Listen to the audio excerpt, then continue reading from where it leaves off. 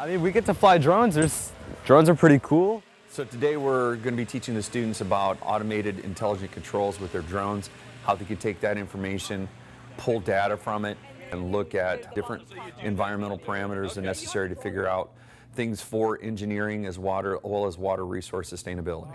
We're doing different programs on our DJI app, which allows the drone to follow us, follow the controller, like lock onto an object, and basically we could walk around this field and have the drone follow us. Students can actually go out and do real-time data collection for scientific endeavors as well as for high school for competitions. I like the idea of engineering and I want to pursue that in my future. And right now we're working on drones, which is pretty fun. We're learning all like the safety things, gonna get certified.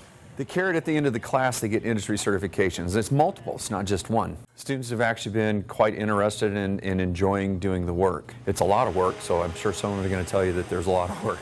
I like it because it's something different than being in a regular class every day, and I feel like it has a good advantage to a future career or something that is going to become more and more popular.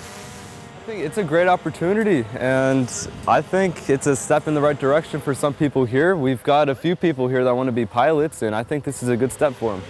There's multiple ways for students to obtain information through imagery, and that's what drones are. They're the imagery section of data collection. That connects to the data we're actually looking at. If we see a black lake like this, it tells us the water quality is good.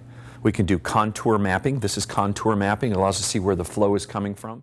The practical application for it is, as the world changes and as the earth changes, we're going to need to be able to see how those changes have happened and how we can adapt and fix things and try to figure out how to make things better and repair things that we've done in the past.